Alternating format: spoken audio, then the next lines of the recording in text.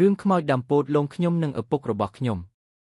ខ្មោចចិញ្ចឹមយងខ្មោចដើមពោតនៅមជ្ឈិមពីនោះក្លឹបបិទទូរស័ព្ទនិយាយពីសត្វដូចសត្វដោនភ្លេចយកមកបិទបទចម្រៀងពិភពបងហេតុក៏ស្ងាត់ជ្រាបឬសំឡេងអូនសំឡេងឆ្លងឆ្លើយទាំងអស់នេះមើលប៉ុណ្ណឹងបានប្រើសម្រាប់ទាំងបិទដើម្បីទៅវាថីឲ្យផងបានទៅហើយចាប់តាំងពីថ្ងៃនឹងមកទៀតគឺលីហួរបំផុតនៅពេលដែលការស្រឡាញ់នឹងគឺអត់ដែលឃើញខ្មោចទៀតដោយសារតែខុសពីច្បាប់មុខកម្ពុជាវាតម្លៃអំពូលLEDខ្មោចខេត្តកណ្ដាលនិងឡាវយកមកពីអត់មានបាត់ភូតដួយភ្នែកកំប៉ុងមាត់នឹងគឺរចនារបស់វាហើយរបៀបអំពូលហ្វាទៀតអញ្ចឹងពូជីវិតមានអ្វីមានតែរូបតែម្ដងហើយនៅពេលកម្ពុជាកណ្ដាលវា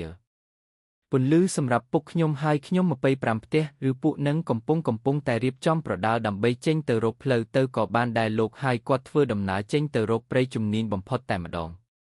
ប្រហែលពីកន្លះម៉ោងហើយដែលដើរតាមផ្លូវ1000នឹងធម្មតាក៏ទៅដល់បានថៃចិត្តដល់ទីតាំងដែលគាត់ទៅដល់កន្លែងស្រះនឹងប៉ុន្តែមុននឹងទៅដល់ទីតាំងដោយបើកហាងបឹងគឺពួកគាត់ទាំងអស់នឹងត្រូវឆ្លងកាត់កន្លែងដើមពោតព្រែកស្លែងដែលជាដើមពោតមួយដែលវា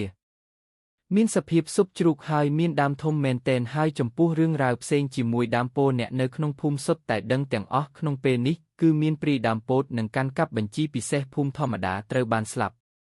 បុប្ផាព្រៃនៅទីតាំងកន្លែងនឹងចឹងហើយនៅភូមិឲ្យតែគេធ្វើដំណើរទៅកន្លែងនឹងមិនថាថ្ងៃមិនថាយុវជនគឺតែងតែត្រូវបានភ្លេងធំទៅដល់កន្លែងដែលទៅដល់កន្លែងដើមពោតនិងឪពុកក៏បានតាក់ទងទៅកូនហាចាំលីហួរដល់កន្លែងដើមពោតនៅខាងមុខនឹងហើយបើសិនជាឬសំឡេងអីក៏ដោយធម្មតាដែលឆ្ងល់មានអីមែនលុបបំបត្តិក៏បានឆ្លើយថាច្បាប់512បេះដូងមានរឿងអីក៏ដោយក៏គុំមាសដែលជាធម្មតាត្រង់ខ្លួនទៅលេងអីអត់ឃើញអីគុំខ្លាចក៏គ្មានទឹកគ្មានទិញដោយមិនបាច់ទៅវាយសង្ស័យមើលតែគាត់ក៏បានគិតថាយើងនៅភូមិយើងគឺអារម្មណ៍